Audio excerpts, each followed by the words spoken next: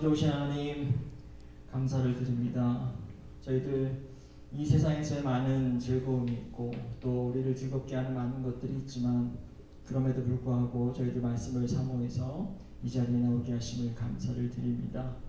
저희들 우리가 이 말씀을 들을 때에 저희들 귀 기울게 하여 주시고 이 말씀을 통해서 저희를 도전받게 하시고 또 깨닫게 하시고 또 저희에게 주시는 하나님의 뜻과 음성을 들을 수 있는 귀한 시간 될 수 있도록 인도하여 주시옵소서. 모든 말씀 예수님의 이름으로 기도합니다. 아멘.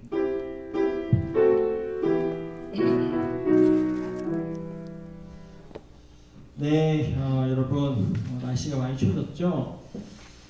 오늘은 잠시만요, 마이크를 주고. 자, 오늘부터 저희가 마태복음을 함께 읽어 가려고 합니다. 제가 이제 원래는 1세기 로마 세계 속에서 또 초대교회 모습이 어떠했는지를 좀 살펴보려고 했는데 또 그런 것들이 우리의 그 신약의 말씀을 더 잘 이해할 수 있도록 돕는다고 생각을 해서 그렇게 하려고 했는데요. 그게 이제 저희 교회가 추구하는 이 방향과 또 수요 성경 공부가 추구하는 방향과 맞지 않는다는 또 그런 이야기가 있어서 그냥 평범하게 마태복음으로 그냥 읽도록 하겠습니다. 그래서 오늘부터 1장을 이렇게 주르륵 살펴보도록 하고요. 마태복음 한 장씩 해도 지금 마태복음 28장까지 있나요? 네, 어쨌든 12월까지만 하도록 하겠습니다. 네, 12월까지만 끝나는 대로 하고 나머지 못하는 부분은 또 이어서 목사님 이후에 또 진행하도록 하겠습니다. 자, 마태복음 1장부터 17장인데요. 우리 한번 같이 우리 한 절씩 교독하도록 하겠습니다. 아브라함의 자손이요 다윗의 자손이 예수 그리스도에게 보는 이러하다.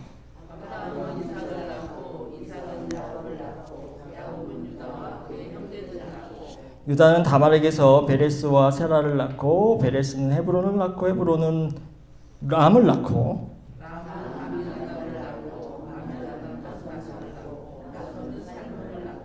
살몬은 라합에게서 보아스를 낳고 보아스는 룻에게서 오벳을 낳고 오벳은 이새를 낳고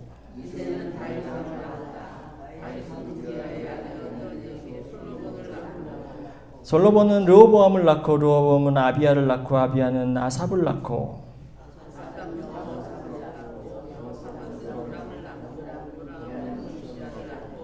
우시야는 요담을 낳고 요담은 아하스를 낳고 아하스는 히스기야를 낳고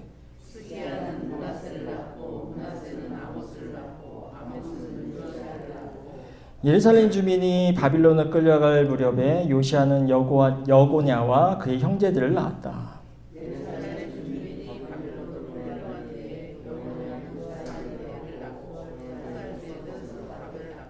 스룹바벨은 아비옷을 낳고 아비옷은 엘리야김을 낳고 엘리야김은 아소르를 낳고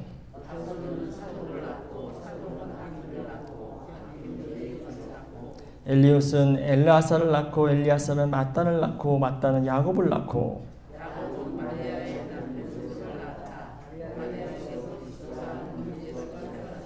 자, 마지막 절 같이 읽겠습니다. 그러므로 그 모든 대수는 아브라함부터 다윗까지 14대요 다윗으로부터 바빌론에 끌려갈 때까지 14대요 바빌론으로 끌려갈 때부터 그리스도까지 14대이다.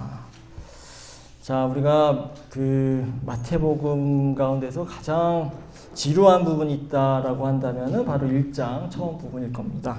저희가 지금 가장 어려우면서도 지루한 1장의 족보를 같이 읽었고요. 오늘은 이 족보에 대한 예수님의 족보에 대한 이야기들을 해보도록 하겠습니다. 이제 마태의 저자가 예수를 소개하는 방식이 조금 특별한 거죠. 물론 누가복음에서도 또 다른 족보가 등장하기도 합니다만은 우리가 마가복음과 생각을 해보면 마가복음 1장 1절은 하나님의 아들 예수 그리스도의 복음의 시작은 이러하다 이러면서 딱 그 본론으로 바로 들어가요. 그러면서 이제 또 바로 세례 요한이 등장하는 장면이 마가복음의 이제 시작이고요. 지금 우리가 마태복음은 이렇게 예수의 족보를 통해서 예수에 대한 이야기를 시작합니다. 족보를 소개하는 이유는 뭘까요? 개인에게 있어서 족보라고 하는 것은 개인의 정체성과 또 자신이 누구인지를 증명하는 그런 방식입니다.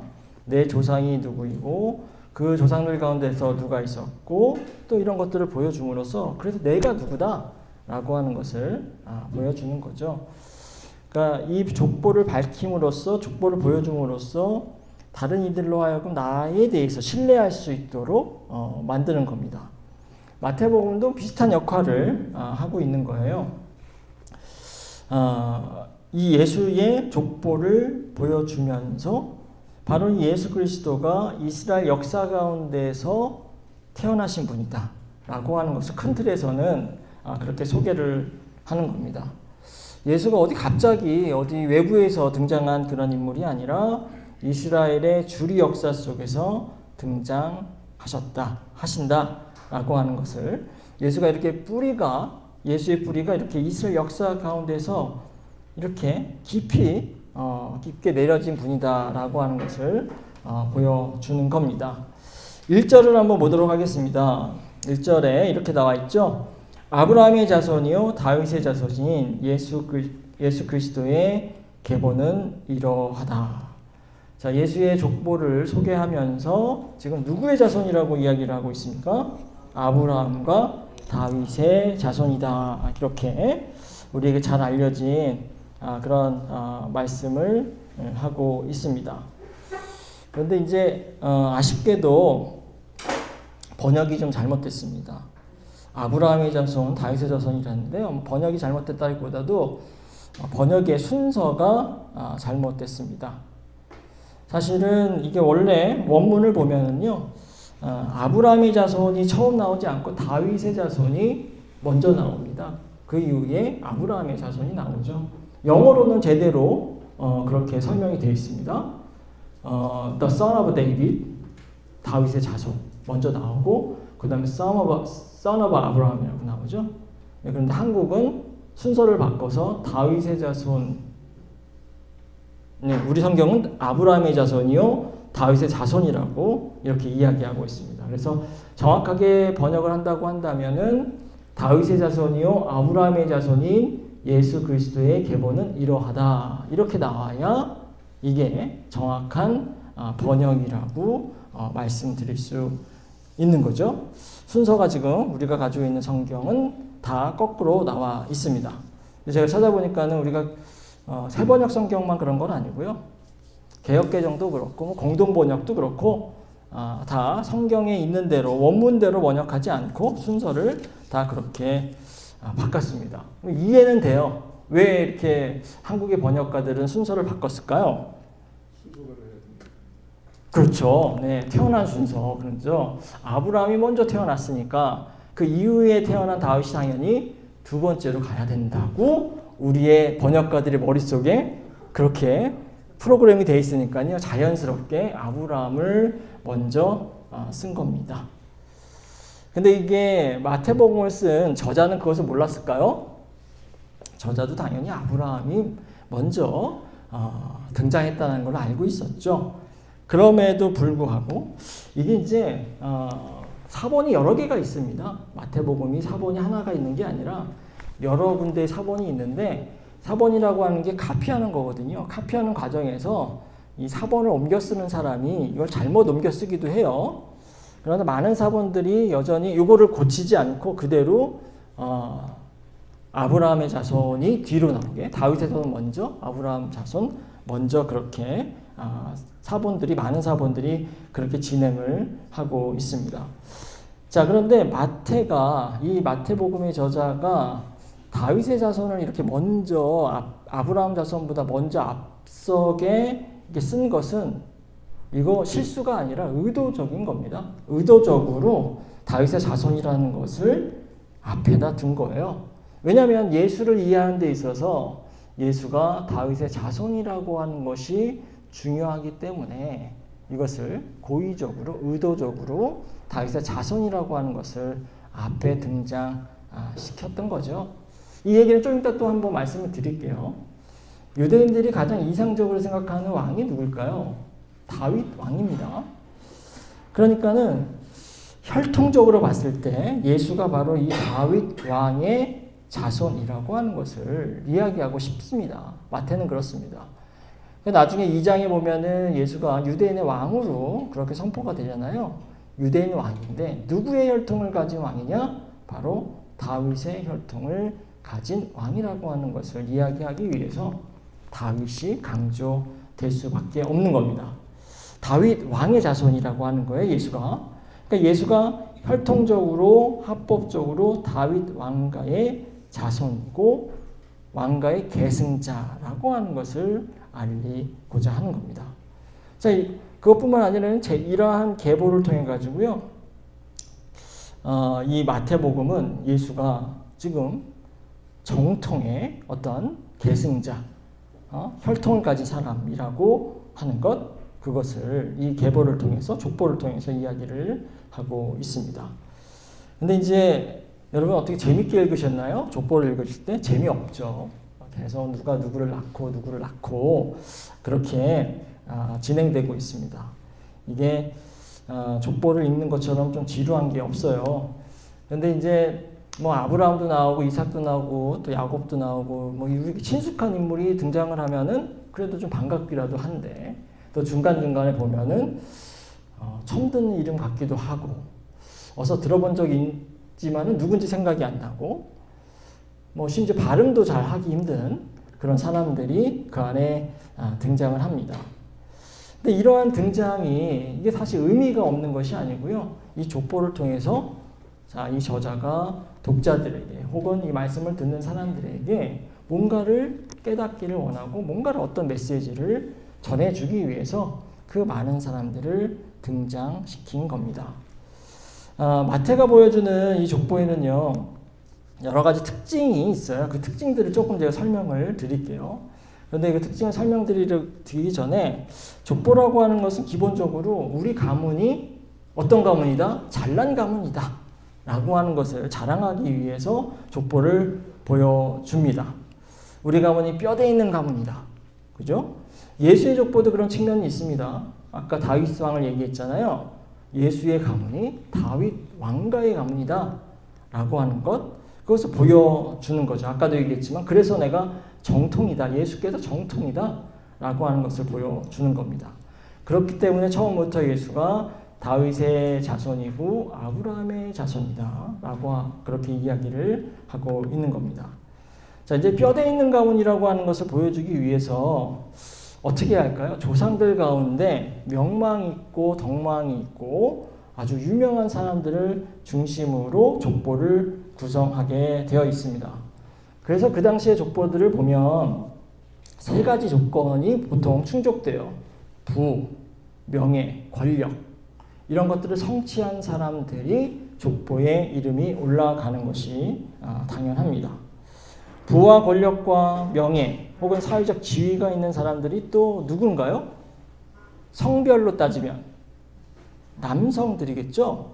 그러니까 족보에 올라가는 사람들은 거의 예외 없이 남자의 이름들이 올라가게 되어 있는 거예요. 지금 여러분들 받으신 그 마태복음 1장 1절부터 17절 나와 있는 것 뒷면에 한번 보면 그 당시에 또 다른 가문을 소개하는 내용이 하나 있습니다.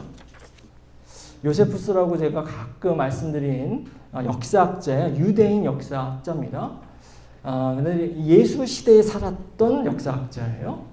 그러다 보니까는 로마 사람들에게 뭐 유대인의 어떤 신앙, 유대 전통이 나쁘지 않다라고 하는 것을 변증도 하고 자랑도 하고 그렇습니다.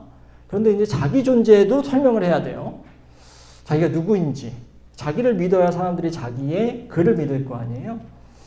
그래서 이제 요세푸스의 생애라고 하는 자기에 대한 이야기를 하는데요. 그 첫 장에 이런 내용이 있습니다. 제가 지금 고민하고 있습니다. 길어가지고. 네. 그래도 우리가 예수의 족보와 비교하기 위해서 그래도 한번 1분이면 읽겠죠. 제가 읽을 테니까요. 여러분들은 눈으로 쭈르륵 한번 따라오시기 바랍니다. 그리고 제가 이제 그러니까 진하게 한 부분들을 한번 또 눈여겨보세요. 내가 유래한 가문은 천한 가문이 아니라 대대로 제사장 가문에서 내려왔습니다. 여러 사람들 사이에서 귀족의 기원이 다르듯이 우리에게 있어 성직자의 존엄성은 가문의 명예를 나타내는 것입니다. 이제 나는 일반적인 성직자 가문에서 나왔을 뿐만 아니라 24가지 중 첫 번째 코스에서 나왔으며 우리 가운데 각 코스의 각 가문과 다른 가문 사이에 상당한 차이가 있을 뿐만 아니라 나는 또한 그 첫 번째 코스의 최고 가문에서 유래했습니다. 더욱이 어머니를 통해 나는 왕족의 혈통을 이어받았으며 그 가문에서 유래한 아나모네우스의 자손들은 오랫동안 대제장직과 왕의 부미를 동시에 지니고 있습니다. 그러므로 이제 나는 내 조상들을 순서대로 기록하려고 합니다. 자, 그럼 조상들 이름을 기록을 해요. 할아버지 아버지 이름은 셀루스라는 이름이 더해진 시몬이었고 그는 대제사장 시몬의 아들과 동시대에 살았으며 모든 대제사장들 중에 처음으로 히르카누스라는 이름을 지닌 사람이었습니다. 이 시몬 푸셀루스에게는 9명의 아들이 있었는데 그 중에 한 명은 에브리아라고 불리는 마티아스였습니다. 그는 대제사장 요나단의 딸과 결혼했으며 요나단은 대제사장 아나모네우스의 첫째 아들이었고 대제사장 시몬의 형이기도 했습니다. 이 마티아스에게는 마티아스 크루투스라는 아들이 있었고 그는 키리카누스 정부 첫 때에 태어났으며 그의 아들 요셉은 알렉산드리아 통치 9년에 태어났습니다. 그의 아들 마티아스는 아르클라우스 통치 10년에 태어났으며 나는 마티아스에게 카이우스 시저 통치 원년에 태어났습니다. 나에게는 세 아들이 있습니다. 장남이 히르카누스는 베스파시아누스 통치 4년에 태어났고 유스투스는 7년에 아그리파는 9년에 태어났습니다. 이렇게 나는 공공기록에서 설명한 대로 내 가족의 족보를 기록했으며 나를 비방하는 사람들에게 작별을 고합니다. 이렇게 자기가 누구인가라고 하는 것을 지금 가문에 대한 설명을 통해서 지금 이야기를 하고 있는 거예요. 그러니까 이게 나 지금 이렇게 뼈대 있는 가문의 출신이야. 그러니까 내 말을 믿어줘 라고 하는 것을 강조하기 위해서 지금 가문을 기록하고 있어요. 그런데 지금 자기가 어떤 걸 강조하고 있어요? 자기가 천한 가문 출신이 아니라 존엄한 성직자 가문의 출신이고 그 성직자 가문 중에서도 최고 가문 출신이다. 이렇게 이야기를 하고 있어요. 게다가 왕족의 혈통을 가지고 있는 대단한 출신의 집안이다 라고 하는 것을 자랑을 하고 있습니다. 그럼 자기네 조상들과 또 자기의 아들들을 이야기하는데요. 다 남자들이에요. 그렇죠? 아, 요세푸스가 아주 교만한 사람이구나. 겸손하지 못하고 자기 자랑을 이렇게 늘어놓는 사람이구나. 그래서 이렇게 기록했구나 라고 생각할 수 있지만 이러한 자기의 그 가문에 대한 설명은요. 그 당시에 그냥 전형적인 소개 방식이었습니다. 그냥 이런 전형적으로 이렇게 자기를 소개하는 방식인 거예요. 자기가 얼마나 대단하고 얼마나 가문이 이 좋은 가문이고 거기에 유명한 사람이 있었다라고 하는 것들을 강조하는 것이 그냥 아주 평범한 족보였습니다. 그렇기 때문에 당연히 조상 가운데는요 부와 명예와 권력과 어떤 사회적 지위를 갖지 못한 사람들이 있었겠죠. 그리고 어떤 인생에 흠결이 있는 사람들도 분명히 있을 겁니다. 뭐 죄를 지었던 사람도 있을 것이고요. 뭐 당연히 어떤 중요한 성취를 못한 사람도 있었을 것이고 또 존재감이 없는 사람도 당연히 있었겠죠. 그런데 그 사람들은 그의 후손들에게는 자랑하고 싶은 조상들인가요? 아니면 숨기고 싶은 조상들일까요? 숨기고 싶은 조상들입니다. 족보에는 그렇게 흠결이 있고 부족하고 눈에 띄지 않는 사람들은 족보에 등장하지 않는 거죠. 그게 어떻게 보면 당연합니다. 그래서 족보에서 지워버리는 거죠. 그런데 오늘 우리가 읽은 예수의 족보에는 특이한 점들이 있어요. 그 점들을 조금 더 살펴보도록 하겠습니다. 제일 먼저 눈에 띄는 것, 그게 뭐냐면 여자들이 등장한다는 거예요. 아까 요세푸스의 족보에는 여자들이 등장했나요? 안 했나요? 근데 잘 보면 한 명 등장합니다. 네, 잘 보면 한 명 등장하는데 제가 이따가 설명을 드릴게요. 자, 지금 일단 예수의 족보를 보면은 여러분, 사람이 너무 많이 이어서 이게 지금 한국 사람 이름이거나 그러면은 누가 남자고 누가 여자인지 이름을 통해서도 알 수 있는데 이게 우리나라 사람 이름이 아니니까 헷갈립니다. 그러나 3절을 보면 알 수 있는 사람이 있어요. 다말이 그렇습니다. 다말. 한번 동그라미 쳐보시죠. 만약 펜을 가지고 있으시다면. 다말이 처음에 유다는 다말에게서라고 하면서 다말이 등장합니다. 그리고 5장을 한번 보세요.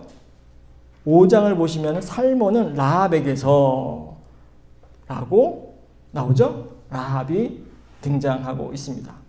그리고 같은 5절에 보면 보아스는 룻에게서 라고 룻이 등장하고 있어요. 우리가 알고 있는 룻이 그 룻입니다. 자, 그리고 3명이 이렇게 나왔어요. 6절을 한번 보겠습니다. 이름은 나와 있지 않아요. 그런데 다윗은 우리아의 아내였던 이에게서 라고 하면서 우리아의 아내가 등장합니다. 우리아의 아내 이름은 밧세바죠. 네. 밧세바 이름을 넣지는 않았어요. 그러나 여기도 여자가 등장하고 있는 거죠. 밧세바의 이름을 넣지 않은 이유는 제가 또 나중에 또 설명을 드리도록 하겠습니다. 자, 그리고 이제 이렇게 4명이 눈에 띄는 거고요. 그리고 16절로 내려오면 당연히 이제 요셉의 아내인 마리아가 이렇게 등장하고 있습니다.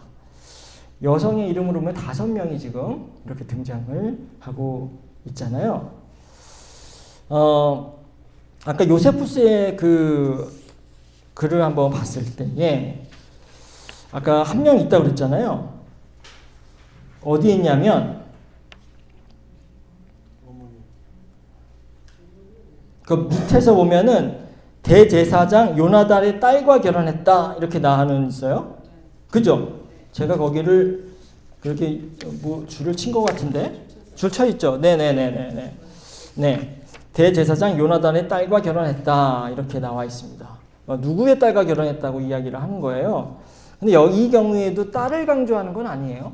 딸을 강조하기 위해서가 아니라 그 딸이 누구의 딸이었다라는 게 더 중요한 겁니다. 대제사장 요나단의 딸이었기 때문에 지금 이렇게 딸이 한번 등장하는 거예요. 그 외에는 다 남자라고 보시면 되겠습니다. 자, 이렇게 근데 예수의 족보에 여자들이 지금 5명이나 등장하고 있는데 이게 굉장히 특이한 겁니다. 여자들이 왜 등장했을까요? 남자들이 혈통을 잇는 그러한 남성 중심의 사회에서 여자들의 이름이 왜 등장했을까요? 이게 참 어려운 사실은 질문이기도 합니다. 이게 예수의 어머니 그런 측면도 있을 수 있겠죠. 자, 어쨌든 간에 지금 많은 이야기들이 좀 있어요. 왜 여기에 예수님의 족보에 여자들이 등장하는 걸까? 사라가 등장하나요? 사라? 우리에게 제일 알려진 모세의 아내부 사라는 또 등장하지 않아요. 잘 알려진 우리에게 알려진 사람은 등장하지 않고 고개를 갸우뚱하게 하는 사람들이 등장합니다. 그렇죠? 이따가 제가 설명을 한번 드릴게요. 어쨌든 간에 그 이유를 하나님께서 주신 우리의 지적 능력과 이성을 사용해가지고 추론을 해보는 겁니다. 그래서 그럴 것 같은 그런 대답을 우리들이 찾아내는 거죠. 가장 오래된 설명이 있어요. 그것부터 제가 한 3-4가지가 있는데요. 그것들을 한번 설명을 한번 드릴게요. 이 여성들이 공통점이 있다는 거예요. 그 공통점이 뭐냐면은 죄인이라는 겁니다. 죄인. 이게 이제 아주 오래된 5세기경부터 이제 등장했던 그런 대답입니다. 다말. 우리가 구약 성경을 잘 읽어보면은 다말이라고 하는 여자가 어떤 사람이면 유다라고 하는 사람의 며느리예요. 그렇습니다. 며느리예요. 근데 지금 여기 지금 3절에 보면은 베레스와 세라라고 나오잖아요. 이 베레스의 세라가 누구냐면은 며느리랑 시아버지랑 결혼을 해서 낳은 아들들이에요. 그러니까 뭐야 이게 지금 어떻게 며느리랑 이상하죠? 네. 이게 지금 어떻게 보면은 시아버지를 속이고 이 내용을 보면 시아버지를 속이는 내용이 등장합니다. 시아버지를 속이고 지금 자손을 낳은 거죠. 어떻게 보면 성적으로 뭔가 타락한 사람이라고 생각할 수도 있습니다. 라합은 여호수아에 등장하는 인물입니다. 직업이 뭐였을까요? 기생이었어요. 좋은 말로 기생이고 지금 말로 하면 성매매 여성이었던 거예요. 자, 성매매를 했던 사람입니다. 그러니까 성적으로도 죄를 지은 사람이죠. 자, 그럼 룻은 또 누구인가요? 우리가 룻기를 보면 룻은 괜찮은 것 같은데 라고 생각될 수 있지만 또 자세히 읽어보면요, 보아스를 어떻게 만날까요? 눈이 맞아서 만났겠죠. 그런데 그 눈 맞는 과정이 뭔가 룻이 보아스를 유혹하는 것처럼 합니다. 작전을 짜요. 네. 그러니까 지금 이게 정절을 잘 지키는 여성으로서의 모습이라고 보기엔 조금 부족한 그러한 모습인 거죠. 네, 그렇습니다. 그리고 우리아의 아내 바세바, 그 역시 어떻게 지금 다윗과 결혼을 하게 됩니까? 어떻게 보면 우리아가 간음을 한 거죠. 네. 간음의 주체가 누구인가라고 하는 건 좀 이따 얘기하겠지만 어쨌든 우리아도 간음한 사람으로 볼 수 있습니다. 그러니까 여기 지금 다말, 라합, 룻, 우리아의 아내 바세바 이런 사람들이 어떤 의미에서는 지금 뭔가 특별히 성적으로 죄를 지은 사람들이라고 볼 수 있는 거예요. 그래서 옛날의 주장은 어떤 거냐면 마태복음은 이러한 여성 죄인들을 예수님의 족보 속에 의도적으로 포함을 시켰다는 거예요. 그래서 이 죄인인 이들과 죄인이 아닌 의롭고 아주 구원자이신 예수 그리스도와 자연스럽게 대비가 된다라고 하는 거죠. 그러면서 이제 의로우시고 구원자이신 예수의 측면을 강조하기 위해서 이런 목적으로 여성들을 집어넣었다라고 설명을 하는 겁니다. 근데 이게 상당히 좀 어떻게 보면 위험해요. 왜냐하면 죄인들을 지금 다 여성으로 규정하고 있잖아요. 그런데 여성들만 죄를 졌을까요? 성경에 보면 남자들도 엄청 모든 죄는 거의 남자가 졌습니다. 그렇죠? 근데 여자들만 죄인으로 규정해서 이렇게 지었다는 게 이게 좀 논리적으로 맞지 않는다. 또 이런 주장이 있습니다. 근데 이것보다 더 큰 한계는 뭐냐면 성경의 역사에서 그리고 유대인들 신앙 속에서 지금 등장한 이 다말, 라합, 룻이 죄인으로 규정되는 사람들이 아니에요. 오히려 신앙이 좋은 그러한 모범으로 그렇게 그 사람들이 이해되는 거죠. 우리가 생각을 해보면 라합을 한번 생각해보면 라합이 기생이었고 창녀였고 몸을 파는 사람이었지만 그걸 왜 라합이 등장을 합니까? 라합이 여호수아와 정탐꾼들을 숨겨줘요. 그렇죠. 숨겨줌으로써 이 정탐꾼들이 잘 정탐을 하고 자기의 민족들에게 돌아가고 상황을 잘 설명을 하고 결국에는 이 여리고성을 정복할 수 있었죠. 라합이 이방인이었던 라합이 이 여호수아를 잘 도와줬고 숨겨줬기 때문에 지금 이 모든 일들이 잘 순조롭게 이루어질 수 있었습니다. 그렇기 때문에 라합은 믿음의 사람이에요. 그런 이야기들이 히브리서에도 나옵니다. 히브리서에 보면 제가 읽어드릴게요. 믿음으로 창녀 라합은 정탐꾼들을 호의로 영접해 주어서 순종하지 않는 사람들과 함께 망하지 않았습니다. 믿음으로 라합이 믿음이 있었기 때문에 이렇게 망하지 않았다는 거죠. 룻도 마찬가지일 겁니다. 룻도 마찬가지겠죠. 룻도 어떻게 보면은 시어머니를 잘 돌보고 그렇죠? 사랑하고 이런 측면들이 강조되지 뭐 보아스를 유혹했다는 것을 우리가 강조해서 읽지는 않잖아요. 그러니까 그런 측면들 때문에 이런 설명은 그렇게 설득력이 있지 않다고 여겨지기도 합니다. 두 번째 설명은 뭐냐면 여기에 이 여자들이 또 공통점이 있는데 그 공통점은 뭐냐면 이들이 다 이방인이었다는 겁니다. 이방인. 그래서 이방인들이기 때문에 의도적으로 여기 족보에 넣었다라고 하는 거예요. 이방인이지만 하나님께서 이들 역시 구원의 은혜 가운데 있을 수 있다라고 하는 것을 강조하기 위해서 넣었다라고 하는 겁니다. 라합은 뭐 가나안 사람입니다. 그렇죠? 다말 역시 또 가나안 사람이고요. 근데 이제 다말을 가나안 사람이라고 여기는 사람들도 있지만 또 뭐 유대 사람이라고 얘기하는 사람들도 있습니다. 근데 룻은 모압 사람이죠. 우리가 아는 것처럼 모압 사람입니다.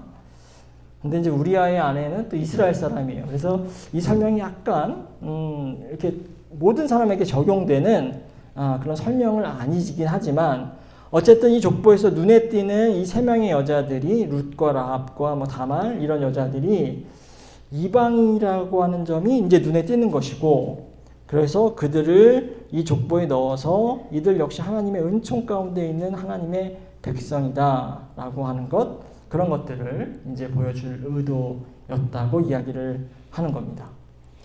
또 다른 설명은 뭐냐면 이 5명 혹은 4명이 공통점이 있는데 마리아를 빼고 지금 이야기를 하고 있는 겁니다. 그럼 4명이겠죠? 이 4명이 공통점이 있는데 이 4명이 모두 뭐냐면 남성들이 만들어낸 사회적 장벽이나 어떤 문화적 장벽을 뛰어넘은 사람들이라고 하는 그런 공통점이 있다라고 하는 거예요. 이 남자의 관점으로 보면 이 사람들 다 문제가 있어요. 다말은 시아버지를 속였죠. 그리고 라합은 몸을 파는 사람입니다. 그리고 룻은 남자를 유혹한 사람이고요. 그리고 밧세바는 간음을 했어요. 그런데 이게 남자들의 가치로 보면 아주 심각한 문제가 있는 사람들이지만 그럼에도 불구하고 이 여성들은 용기 있는 행동을 통해서 그리고 자신의 지혜를 통해서 또 믿음을 통해서 이 남자들이 만들어 놓은 그 장애물을 믿음으로 극복한 그런 사람들이라고 하는 거예요. 다말을 보면 다말이 자신의 어떻게 보면 결단과 용기를 통해 가지고 지금 시아버지를 유혹했지만 그런 용기를 통해 가지고 자기를 보호하고 또 자손을 낳게 된 거죠. 라합은 우리가 아는 것처럼 여호수아와 정탐꾼들을 신앙으로 믿음으로 지켜냈고요. 그 다음에 룻은 절박한 그런 상황 속에 있었지만 시어머니 나오미를 돌보고 또 헌신적으로 사랑했습니다. 가부장적 사회에서 보면은 여성은 돌봄을 받아야 되는 사람이고요. 그렇죠? 그렇습니다. 그런데 지금 나오미를 돌본 사람이 누구예요? 바로 룻이잖아요. 그죠? 나오미도 역시 돌봄을 받아야, 물론 룻도 어떻게 보면 가부장적인 그런 구조와 가치 안에 있어요. 왜냐면은 남편인, 또 남편을 지금, 찾잖아요. 그런 점에는 그렇지만 어쨌든지 간에, 룻도, 시어머니를 지금 보호하고 있습니다. 그러면서 남성들이 하지 못했던 일들을 이 여성들이 지금 하고 있는 거예요. 남성들이 만든 제약, 그리고 울타리를, 장벽을 뛰어넘고 있는 모습을 이 여성들이 보여주고 있다라고 하는 거죠. 이들이 장벽을 뛰어넘었고 또 편견을 뛰어넘었고 또 전통적인 이 가치를 뛰어넘는 위대한 또 신앙의 사람들이었기 때문에 족보에 들어가게 되었다라고 하는 겁니다. 근데 이제 밧세바는 잘 설명이 되지 않아요. 마지막 설명이에요. 이거는 이제 가장 최근에 나온 그런 설명입니다. 이건 뭐냐면 이들이 이 여성들이 족보에 들어간 거는 이들이 신앙적으로 뭐 대단한 모범을 보여서 들어간 것이 아니라 뭔가 장벽을 뛰어넘고 울타리를 뛰어넘어서 장애를 뛰어넘어서 들어간 것이 아니라 이들이 그냥 무력한 사람들, 힘이 없는 사람들이었고 또 힘이 없는 주변부에 있는 그런 사람들이었기 때문에 일부러 넣었다라고 하는 겁니다. 무력하지만 배제된 사람이지만 그럼에도 불구하고 믿음을 보여주고 또 의로움을 보여줬다라고 하는 겁니다.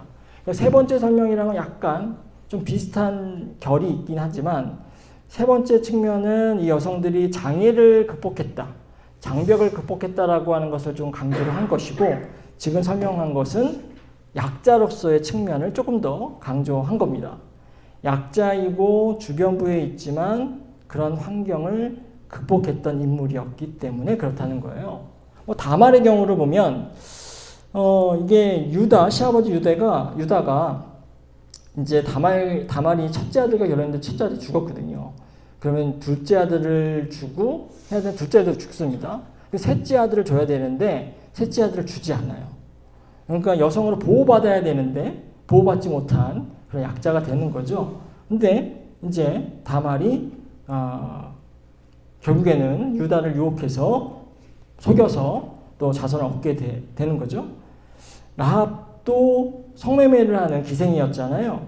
그러니까 그 당시 사회에서 가장 사람 대접을 못 받는 그런 사람이었습니다. 아주 대표적인 약자였고 죄인이었죠. 룻은 어떻습니까? 룻은 이중적으로 약자였어요. 왜냐하면은 우리가 아는 것처럼 일단 이방인입니다. 그렇죠? 이방인은 유대인들과 이렇게 환영받지 못하는 존재였죠. 게다가 또 과부입니다. 남편이 없는 존재다 보니 또 아주 힘이 없는 사람이에요. 밧세바는 간음을 했다고는 하지만은 사실은 이게 다윗 왕가 그 나라의 최고의 권력자가 요청하는 것을 거부할 수 없었겠죠.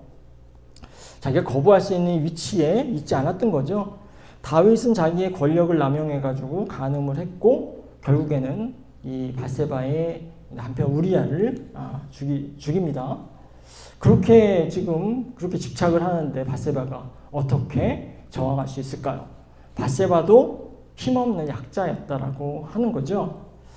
그런데 이 주변부에 있는 사람들, 또 무력한 사람들, 그런데 이 주령 안에 된 사람들이 예수의 족보 속에 이렇게 들어오게 된다라고 하는 것은요, 하나님의 새로운 공동체, 예수를 통해서 구원받는 이 새로운 공동체는 이런 약자들을 위한 공동체다라고 하는 메시지를 이렇게 주기 위해서 이 여성들을 족보에 집어넣었다라고 하는 설명입니다. 이 약한 사람들, 배제당한 사람들 환영해야 된다라고 하는 그런 메시지를 주기 위해서 지금 이 족보 안에 넣었다라고 하는 거죠. 어떤 설명이 정답인지는 아무도 모릅니다. 사실은 우리는 이 설명을 통해 가지고 여성들이 들어갔다라고 하는 것이 특별한 것이라는 것을 우리는 알 필요는 있고요. 그렇지만 그 이유가 이 이유들 가운데 하나일 것 같다는 생각을 해보는 거죠. 어쨌든 남자 중심적이고 가부장적인 사회 속에서 여성은 아무래도 환영받지 못하는 존재였음이 분명합니다. 그럼에도 불구하고 지금 이 여성들을 이 족보 안에 집어넣었다라고 하는 것은 예수님의 족보가 아주 특별한 족보라고 하는 거죠. 어떻게 보면 여성들이 들어가면서 남성 중심적인 그런 혈통주의를 지금 거부하고 있는 겁니다. 물론 남성 중심의 혈통주의를 거부한다고 얘기했지만 여전히 이 족보 안에는 남성 중심적이기는 해요. 거의 모든 사람들이 남자이기 때문에 그 혈통주의를 완전히 배제했다 혹은 거부했다고 말하기는 힘들겠지만 여전히 그렇지만 그럼에도 불구하고 이 여성의 등장은 이 혈통주의에 어떤 이 타격을 가하는 균열을 내는 그런 측면이 분명히 있는 거죠. 그리고 아까 얘기했지만 여성들이 대부분이 또 이방 사람들입니다. 이방 사람들. 그러니까 혈통에서 중요한 게 뭘까요? 순수함입니다. 순혈주의라고 하죠. 피가 섞이면 안 돼요. 그런데 지금 이방인들인데 이 이방인들이 지금 이 안에 들어와 있습니다.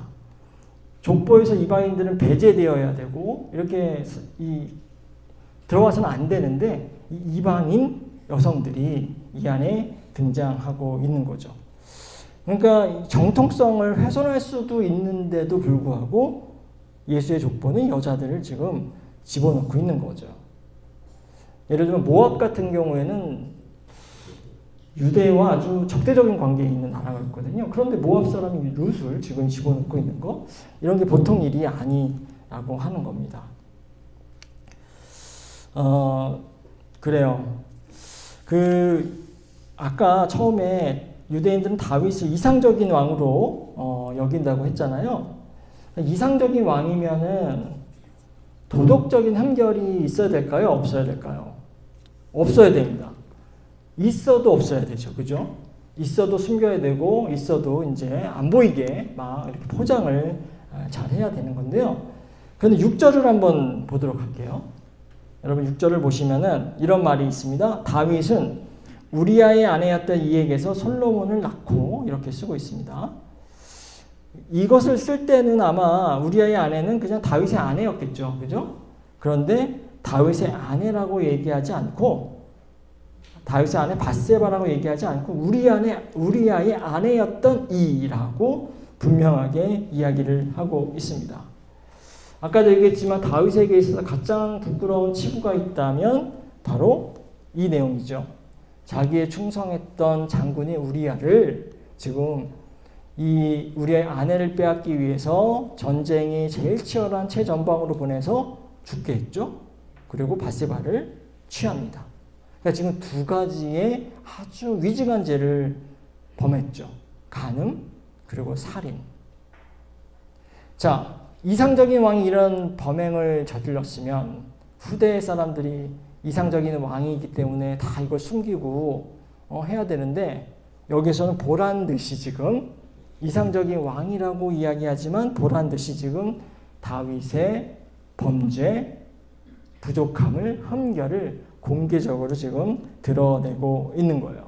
그러니까 우리아의 아내였던 이라고 하는 것은 실수가 아니라 의도적으로 그렇게 쓴 것이죠. 다윗의 이 간음과 이 살인을 잊지 않겠다고 하는 겁니다. 다른 여성들의 이름 다 등장했잖아요. 근데 밧세바의 이름이 여긴 등장하지 않는다는 말씀을 드렸는데 그거는요. 우리아의 아내라고 하는 거, 이 측면을 좀 강조하기 위해서 밧세바라고 하는 이름을 뺀 것이 아닌가 그렇게 추정을 하고 있습니다.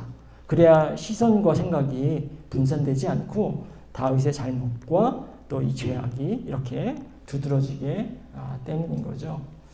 이 예수의 족보는요. 이런 점에서 특이한 거예요. 다윗의 혈통이라는 것을 강조하면서 족보를 적고 있지만 또 다윗의 도덕적인 흠결을 또 숨기지 않습니다. 다윗의 죄를 숨겨야 하는데 그래서 다윗의 위대함이 부각돼야 되는데 그 위대함이 부각돼야 다윗의 혈통이라고 하는 것이 또 자랑스러울 텐데 그렇지 않고 다윗의 죄를 분명하게 폭로하고 있습니다. 이 족보는 확실히 그 당시에 다른 족보와는 완전히 다른 차원이라고 하죠. 말할 수 있습니다. 시간이 없어서 자세히는 또 다루지 못하지만은 이 족보의 또 다른 측면들이 또 여러 개가 있어요. 우리가 아까 여성들에 대해서만 지금 집중을 했지만 여기 보면은 아까도 잠깐 초반에 얘기했지만 족보에 보면 우리에게 잘 알려진 신앙의 거인 같은 사람들이 있습니다. 아브라함, 그죠? 이삭, 야곱 그런 사람들도 있지만 아까도 얘기했지만 신앙의 역사 속에서 주목받지 못했던 아주 그냥 이름도 알기 힘든 그런 사람들도 동시에 등장합니다. 예를 들어 베레스, 세라 이런 사람들은 잘 알려진 이름도 아니고 이 사람 행적에 대해서도 알 수도 없어요. 이런 사람들이 등장하죠. 그러니까 여자들도 등장하고 이방인도 등장하고 그리고 보잘것없는 사람들도 등장합니다. 이 족보는 위대한 사람들만 등장하는 것이 아니라 그렇게 보잘것없는 사람들, 여자들, 이방인까지 이런 걸 뭐라고 이야기하죠? 아주 포괄적인, 포용적인 족보라고 이야기를 할 수 있는 거예요. 이게 다 메시지가 더 담겨져 있습니다.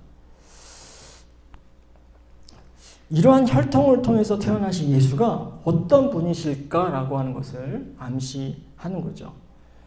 그러니까 이 신앙적인 관점에서 보면 예수는 바로 어떤 메시아이냐? 이렇게 포용적인 메시아고 또 포용적인 하나님의 아들이라고 하는 것을 이야기하는 겁니다.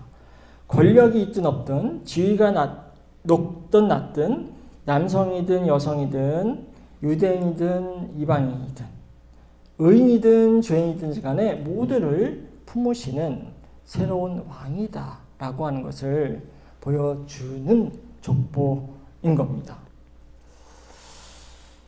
네, 이게 지금 5분만 더 하도록 할게요. 16절을 한번 보도록 하겠습니다. 16절. 제가 한번 읽어보겠습니다. 야곱은 마리아와 남편 요셉을 낳았다. 마리아에게서 그리스도라고 하는 예수가 태어나셨다. 이렇게 나와 있습니다. 우리 2절에서 보면 족보에 뭐가 계속 등장하고 있어요? 누가 누구를 낳고 이렇게 계속 등장하고 있는 거예요. 여기서 낳는다는 것은 출산한다는 의미가 아니죠. 혈통을 이어간다라고 하는 의미입니다. 남자가 출산할 수 없으니까요. 그리고 혈통을 이어가는 주체는 남성이에요.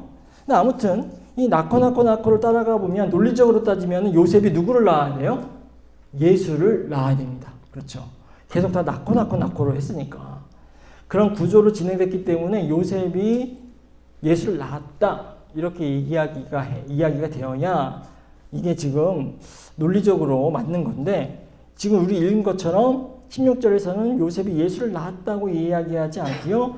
요셉의 아내인 마리아로부터 예수가 탄생했다. 이렇게 이야기를 하고 있습니다. 그러니까 비틀어서 보면은 예수의 출생이라고 하는 것이 이 가부장적인 질서와 어떤 틀에서 벗어난 그런 출생인 거죠. 요셉이 낳은 것이 아니기 때문입니다. 요셉은 이 혈통을 지금 잊지 못하고 있어요. 대신 여성인 마리아가 혈통을 이어가고 있습니다. 하지만 또 이것도 다른 측면에서 볼 수 있는데요. 이거는요, 마태가 어떤 의미에서는 고의적으로 요셉이 예수를 낳았다라고 하는 것을 피한 겁니다. 요셉이 낳았다라고 하면 어떤 문제가 생길까요?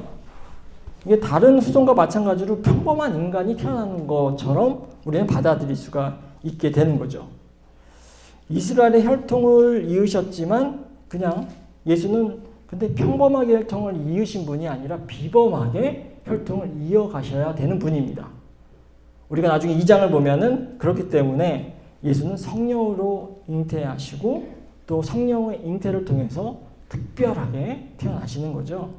그렇기 때문에 예수의 출생이라고 하는 것은 그냥 인간적인 출생이 아니라고 하는 것을 강조하기 위해서 요셉이 예수를 낳았다라고 하는 전형적인 그런 표현을 지금 피하고 있는 겁니다.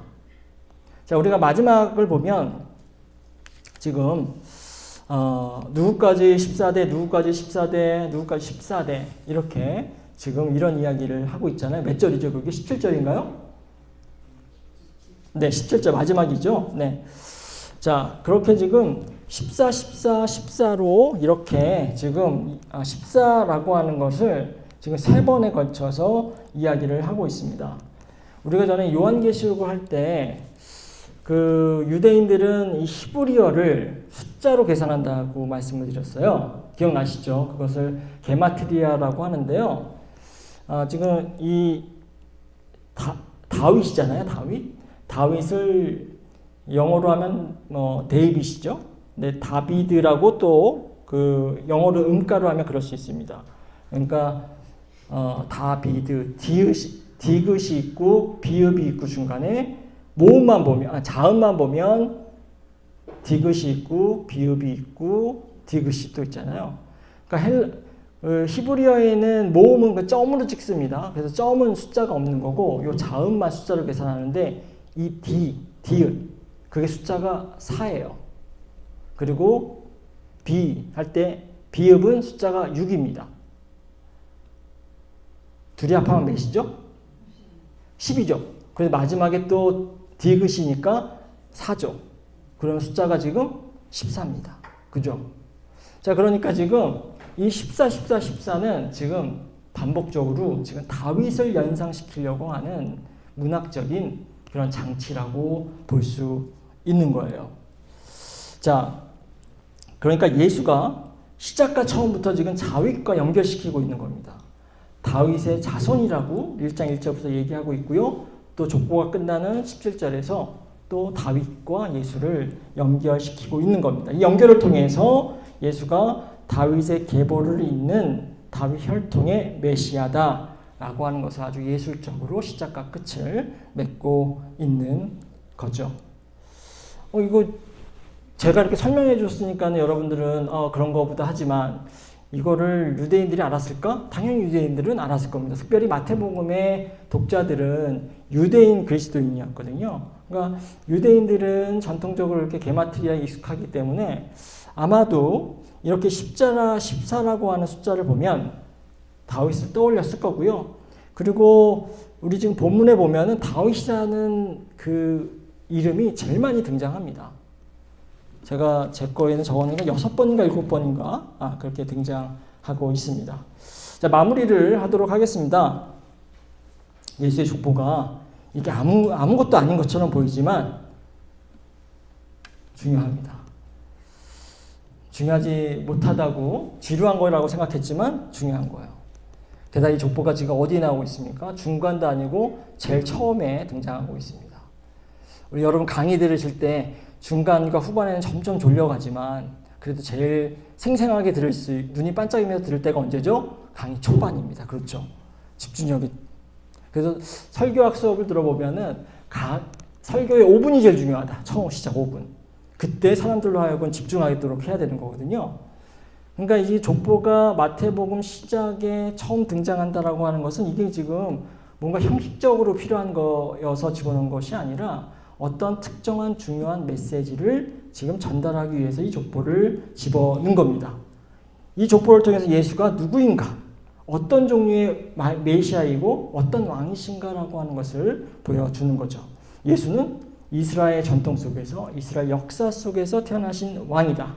그리고 이스라엘 역사를 성취하실 분이다 라고 하는 메시지를 주는 것이고요. 특별히 그런 점에서 다윗 왕의 혈통을 가지신 분이다 라고 하는 것, 적통이다. 그리고 어디 근본 없는 분이 아니라 왕가의 자손이고 로열 패밀리다 라고 하는 것이 첫 번째 메시지입니다. 두 번째 메시지는 이렇게 로열 패밀리지만 보통의 전형적인 로열 패밀리가 아닌 거예요. 자, 일반적으로 권력을 가진 사람들은 어떤 왕들은 권력지향적이고 가부장적이고 민족주의적이고 또 자신의 권력을 통해서 욕망을 채우는 그런 왕의 모습들을 보이고 있습니다. 그런데 여기에 새로 태어나실 유대인의 왕 예수는 그러한 전형적인 왕의 모습을 거부하는 새로운 왕이라고 하는 겁니다. 포용적이시고요. 그리고 도덕적인 흠결이 없으시고 그리고 또 여성을 억압하는 그런 가부장적 체제를 거부하시는 분. 그리고 유대 민족뿐만 아니라 모든 민족을 다스리는 그런 분이다라고, 그런 왕이시다라고 하는 것을 이 족보를 통해서 우리에게 보여주고 있습니다. 이 족보가 많은 의미를 가지고 있다라고 하는 것들을 여러분들이 깨닫기만 해도 오늘은 중요한 그런 교훈을 얻으셨다고 내용은 기억 안 나셔도 됩니다. 족보가 중요한 거였구나. 이 족보가 그냥 족보가 아니라 예수의 특별함을 보여주는 족보였다라고 하는 것들을 여러분들이 기억하시길 바라고요. 다음 주에는 한번 예수의 탄생 이야기들을 한번 살펴보도록 하겠습니다. 기도하겠습니다. 좋으신 하나님, 오늘 또 말씀을 통해서 성경 공부를 통해서 또 예수님의 족보에 담긴 여러 의미들을 한번 생각했습니다. 이 족보가 단순히 혈통의 기록을 보여주는 그런 정보가 아니라 예수님께서 이 땅에 오셔서 모든 민족을 구원하시고 또 포용적이시고 또 세상의 잘못된 가치와 체제들을 또 거부하시는 그런 특별한 그런 왕으로서의 모습을 보여주는 그런 메시지를 우리에게 보여주고 있다라고 하는 것을 저희들 배웠습니다. 저희들 우리의 삶 속에서도 또 이러한 예수님의 모습을 기억하면서 또 따르고 또 실천하는 우리 모두가 될 수 있도록 인도하여 주시옵소서. 모든 말씀 예수 그리스도의 이름으로 기도합니다. 아멘.